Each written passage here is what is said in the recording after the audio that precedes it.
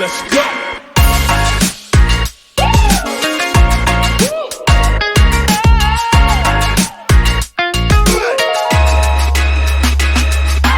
Hey guys, Erwan here, and welcome back to our daily habits. Today we're going to be talking about prioritization. Did I say that right? Prioritization. I'm going to have trouble with this one. We're talking about this because we've all had those days where our to-do list seems like it's never going to end. It seems endless, and you get one thing done and all of a sudden you have to add 5 more things to that list. And just the amount of work and the amount of things to do is enough to stop you from actually doing it, and it'll paralyze you. And that's when you start either just wallowing in your self-pity or completely just going off the rails and procrastinating or doing something else completely, just because the amount of work puts you off and quote unquote disgusts you. I don't know if you felt that before, but sometimes I used to be like that with my emails. So I used to wake up in the morning and see that I had 150 unread emails, and that would stop me from wanting to open it because looking at it was a cause of anxiety and a cause of stress for me.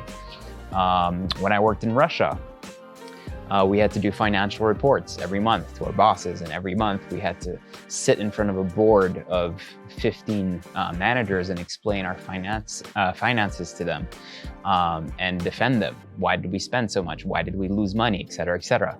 And I just dreaded that monthly meeting every month because it was so scary. And because I dreaded it so much, I put it off, and I would do it the night before.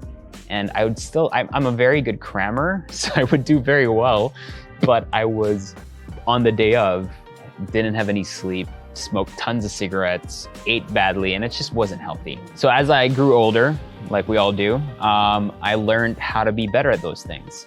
Now for my emails, for example, I have a rule. I can't go to sleep if I have more than 5 unread emails in my inbox. And I don't want to work till midnight, so I try to do that as much as possible before dinner. And by 5 unread emails, I mean when you open my inbox, there's only 5 emails there. Whether they're read or unread, there are only 5 emails. The rest have to be fixed in categories, which means I've already replied to them. And now I look forward to doing that every day, to cleaning up my email and making sure that I only have 5. So there's 3 key takeaways as to why I started doing that. The first one is, by reducing the number of emails that I had in my inbox, I'm taking away that fear, because I know those 5 things I can accomplish. I can get those things done. I can reply to those emails, even though some of them, are multiple conversations that would require me to do spreadsheets or whatnot, or have a meeting and call. And even if they take a long time, I know that those 5 things, those 5 items, I can accomplish. So I'm removing, number 1, the fear out of the equation completely. So I guess my first takeaway would be, look at what's causing fear, right? What in that task of items or that list of to-do things that you have to do, which of those cause fear, right? And that's the first thing you want to tackle, is the scariest thing. It's the thing you don't want to do. It's the thing that sounds like it's going to take too long, or that sounds too boring. Basically, whatever is making you scared of doing it, take that away, take that out of the equation.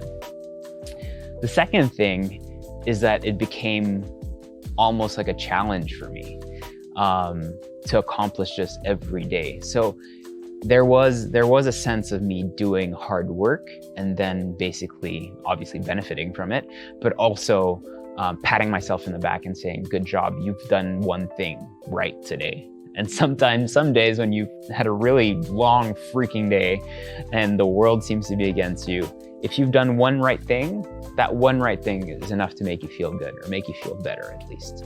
So you have to chase whatever that accomplishment is, right? So whenever you have a lot of things to do and you don't know what to prioritize, ask yourself, how do I get the most done so that by the end of the day, I feel like I've accomplished something? The third thing this email situation taught me was the routine of doing something every day, right? So I'd wake up in the morning and I knew in the morning, that was in my head, 5 at night, right? So that was the goal.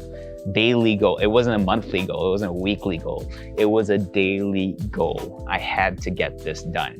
So I'd wake up in the morning, obviously while I was sleeping, especially now that I'm in Australia, I get emails that were sent late in the Philippines that I receive while I'm sleeping. So I'll wake up maybe to 20 emails. Having my coffee, first thing I do is get rid of as many emails as possible in terms of what are the emails that are fast.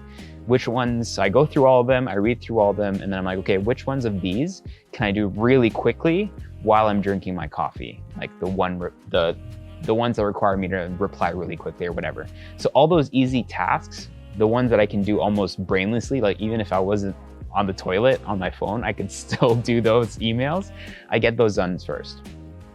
And then as I go through these emails, I take note of the ones that are extremely difficult, the ones that scare me, the ones that I don't want to reply to. And those ones are the ones I'm going to tackle next. So what I've done is I've removed everything that's just super easy, like brainless. The tasks that are the most brainless, I got them out of the way while doing something else, like having coffee. Next is those big tasks I don't want to do. Like I really don't want to do them, I'll do them next. And that's going to take me a large chunk of the day. Once I get those hard tasks done, then I basically have to deal with whatever incoming emails I have throughout the day. And sometimes that can be quite a bit. But as those come in, at least I know that I've taken care of everything that came in through the night. And I'm just slowly getting through the day as other things come in. And I do this constantly to make sure that when I come before dinner and I do this constantly, like a routine, so that before dinner, hopefully I don't have that many left to do. After dinner, hopefully I have none to do after dinner at all. But what's also really important is why did I leave myself with 5, right? Is because I know that there are certain things that are not priorities, that I shouldn't do them today. If you're like me, if you're like me, I don't know if you guys are addicted to any social media platform, but if someone were to ask me, what are you addicted to in terms of social media? I would say I'm addicted to my email. And it used to be a point where each time I received the email, I would reply to it right away. And you'd think that's a good thing, but it actually isn't, because you're always on your phone and your brain needs to rest and be off your phone, right? So I said, okay, 5. Right? You can start with 10 if you want, but 5 for me was a good number. And it became part of my routine that I knew that there were 5 things that probably I couldn't tackle today and I would have to tackle tomorrow, and they become part of my priorities tomorrow, right? And that whole story, that whole anecdote that I just talked to you about, that's what prioritization is about, right? It's understanding urgency and it's understanding the importance of certain tasks and then mixing them up, not necessarily in the order that you got those tasks or wrote them down, but mixing them up in a way that you can get through them the most efficiently. The last thing this does, the 5, is that at the end of the day, it already gives me a plan of attack for the next day because I know I have to tackle those 5 emails. I hope you know by now that when I'm talking about emails, I'm just talking about tasks in general. Even if it's a mental list or even if it's something that you need to write down, at night, before or after dinner, write down what you have to do first tomorrow. So that way you get it done. And I think what's extremely key, guys, this is like, if you do this, it'll change your life. For 1 week, write down everything you do, every single thing, whether it's taking a shit or writing a WhatsApp message, write it down. And then understand your calendar, understand your movements, understand where you're spending too much time, where you're not consecrating enough time, where you should be committing more time. Understand that first. Once you have that, start treating your week, especially your work week, because if we're talking about prioritization mostly with work, because that takes the biggest chunk of our day, work and kids are the 2 biggest things. If you don't have kids, you don't have to worry about that. But those are the biggest things that can take an actual chunk of your day. So you need to organize everything around that. So schedule your work and your kids and all activities that you have to do on your calendar, specific with the time that you have to start that, whatever activity it is. And it'll just give structure to your day. But really important is that you stick to those times. You stick to that calendar. You treat everything you do as a meeting. right? With a start time and an end time. When I send you a meeting calendar invite, I put a start time and an end time, and we need to stick to that. Because once you have that structure in your day, it's so much easier to navigate your tasks when you know, okay, I have 2 hours left to write those 5 emails. I have 2 hours left to get rid of those 5 emails. So you almost have to act like someone else is organizing your schedule, and you can't tell that other person, oh no, I can't do that anymore today because I have something else to do. Unless obviously it's an urgency. But if you act like your schedule is the holy grail, your life will be so much more structured, you'll be more productive, you'll be more efficient, and you'll be able to prioritize the tasks that are important. And eventually, that really scary long list will be left with 5 items that you can tackle tomorrow.